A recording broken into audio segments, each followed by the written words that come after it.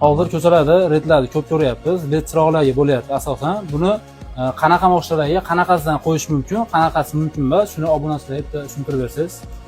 Albatta, hozir LED lampochkalar nostandart o'rnatilgan yorish chiroqlariga qarshi reyd tadbirlari o'tkazilyapti. Endi bu doim o'tkaziladigan, lekin so'nggi vaqtlarda o'sha fuqarolarda e'tirozi ko'p bo'lib turganligi sababli aynan yorish chiroqlariga nisbatan ko'proq e'tibor qaratilyapti. Endi haydovchilardan ko'p savollar bo'ladi, ya'ni qanday holatlarda o'rnatish mumkin, qanday holatlarda mumkin emas.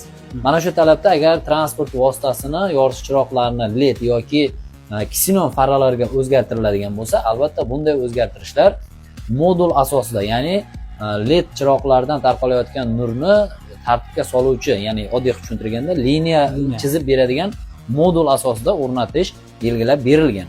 Ya'ni mana ikkita yorish chirog'ida tushuntirib o'tamiz, Muhammad Qodir. Mana bunisi hech qanday modulsiz yorish chirog'i, LED lampochka. Bunisi modulli, ya'ni ichida lupasi bor, ya'ni LED lampochka tarqatayotgan nurni liniya qilib qarama-qarshidan kelayotgan haydovchini ko'zini olmaydigan darajada tartibga solib beradigan, ya'ni chiziq chizib beradigan modulli LED lampochka hisoblanadi. Mana shunday LED lampochkalarni o'rnatish mumkin har qanday transport vositasiga.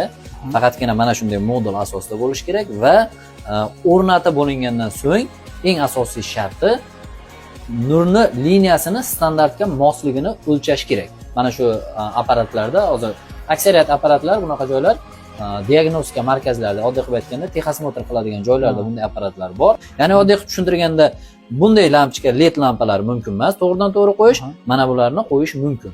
Buni ishlab chiqarilayotgan mashinaga ham, ishlab chiqarish to'xtatilgan mashinaga ham qo'yish mumkin. Albatta, har qanday transport vositasiga qo'yish mumkin, faqatgina mana shu shartlarni bajargandan so'ng. Shuning uchun sizlardan iltimos, har narsada o'zini talabi bor, me'yori bor, mana shu tartibda amalga oshirishlarini so'rab qolamiz. Bu videomiz foydali bo'lgan bo'lsa, bitta like bosib, LED qo'yib yurgan tanishlarga jo'natib qo'yinglar, inshaalloh ko'pchilikga manfaatli bo'ladi.